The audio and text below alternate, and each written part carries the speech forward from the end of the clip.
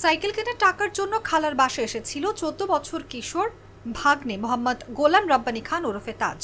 খালার অগোচরে মানিব্যাগ থেকে ৩,০০০ টাকা বের করার সময় ধরা পড়ে যায় তাজ। মাকে বলে দিতে চাওয়ায় টেবিলে রাখা ছুরি দিয়ে প্রথমে বড় খালাকে, পরে সেজ খালাকেও ছুরিকাঘাত করে তাজ। এরপর শিল দিয়ে আঘাত করে দুই খালাকে হত্যা নিশ্চিত করে পালিয়ে যায় ১৪ বছরের এই কিশোর। রাজধানীর মিরপুরের শেওড়াপাড়ায় জোড়া খুন করে পোশাক বদলে বাসা থেকে বের হয় গোলাম রব্বানী খান ওরফে তাজ। পরে খালাদের জানাজায়ও অংশ নেয় সে। পুলিশের তদন্ত ও সরেজমিনে কাজেও সহযোগিতা ও নানাভাবে আড়ি পাতার চেষ্টা করে এই কিশোর। পরে ডিবি পুলিশ ওই বাসার সিসি ক্যামেরার ফুটেজ ও পারিপার্শ্বিক তদন্তের ভিত্তিতে তাজকে শনাক্তের পর গ্রেফতার করে। গ্রেফতারের পর জিজ্ঞাসাবাদে সাইকেল কিনতে খালার বাসায় এসে ৩,০০০ টাকা চুরি করে ধরা পড়ায় দুই খালাকে খুন করেছে বলে স্বীকারোক্তিমূলক জবানবন্দি দিয়েছে সে। জিজ্ঞাসাবাদে সে জানায় যে মূলত সে একটি পুরনো সাইকেল বাইসাইকেল কেনার জন্য টাকা সংগ্রহের উদ্দেশ্যে সে তার খালার বাসায় আসে এবং সাইকেলের দাম ৩,০০০ টাকা। শুক্র শনি রবি ৩ দিন স্কুল বন্ধ ছিল। সে সাথে কিছু কাপড় চোপড় সহ তার খালার বাসায় আসে এবং খালার কাছ থেকে সে টাকাটি সংগ্রহ করবে, এটি তার উদ্দেশ্য ছিল। সে উদ্দেশ্যে খালার বাসায় এসে যখন প্রবেশ করার পর তার খালা, সে একা এসেছে না সঙ্গে তার মা এসেছে এটি জানতে চাইলে তার মা পরবর্তীতে আসবে মর্মে সে তার খালাকে অবহিত করে।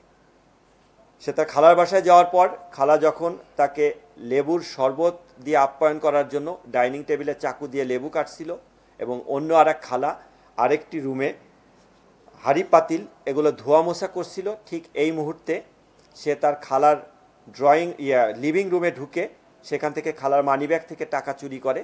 টাকা চুরি করার ঘটনাটি তার খালার চোখে পড়লে তার খালা যখন টাকা চুরির বিষয়টি তাকে চার্জ করে এবং তার মাকে বলে দিবে মর্মে তাকে জানায়, তখন সে দিক বিদিক হয়ে ডাইনিং টেবিলের এখানে এসে ওই চাকু দিয়ে তার খালার পেটে আঘাত করে। খালার পেটে আঘাত করার পর খালা চিৎকার করে এবং তার কাছ থেকে বাঁচার জন্য যখন তাকে ধাক্কা দেয় তখন সে উপর্যুপরি আরও কয়েকবার চাকু দিয়ে পেটে আঘাত করে। এক পর্যায়ে তার চিৎকারে তার আরেক খালা অন্য রুম থেকে আসলে সে যখন এই দৃশ্য দেখে তখন সে চাকু দিয়ে তার ওই খালার পেটেও আঘাত করে এবং রান্নাঘরে ঢুকে পাটা পুতা, শিল পাটা যেটা, সেটা পুতা এনে প্রথমে ছোট খালার মাথায় আঘাত করে, পরবর্তীতে বড় খালাকে আঘাত করে এক পর্যায়ে কার্যক্রম সমাপ্ত করে সে ওয়াশরুমে গিয়ে তার কাপড় চোপড় এগুলো পরিবর্তন করে এবং সে নিজেকে পরিষ্কার করে ভিন্ন কাপড় পরে সে সেখান থেকে বের হয়ে আসে। এর ভিতরে সে বাসাটা লক করে চাবি নিয়ে আসার পর যাওয়ার পথে সে চাবি এবং তার মাথার ক্যাপ ফেলে দেয়।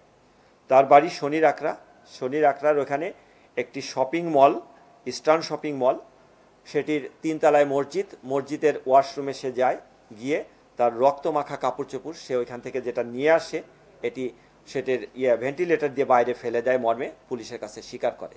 অতঃপর সে বাড়িতে গিয়ে তার রক্তমাখা স্যান্ডেল পরিত্যক্ত একটা বাড়ির সামনে ফেলে দেয় মর্মে স্বীকার করে। তার স্বীকারোক্তিমূলক জবানবন্দিতে আমরা রক্তমাখা তার প্যান্ট, শার্ট এবং জুতা এটা উদ্ধার করি। আর ঘটনাস্থল থেকে আলামত হিসাবে চাকু, পোতা এগুলো সহ আরও বেশ কিছু আলামত জব্দ করা হয়েছে। খালাতো বোন অর্থাৎ মরিয়ম বেগমের মেয়ে নুসরাত জাহান মিষ্টি বাদী হয়ে থানায় একটি মামলা রুজু করে। উক্ত মামলায় তাকে গ্রেপ্তার দেখানো হয়েছে এবং তাকে যথারীতি আইনের আওতায় সোপর্দ করা হয়েছে। আর অন্যান্য মামলার কার্যক্রম তদন্তাধীন আছে। সানবিট সব দিবে সামাল। সানবিট ম্যাজিক প্রেস ডিশওয়াশিং এর মাথা ঘোরানো সলিউশন।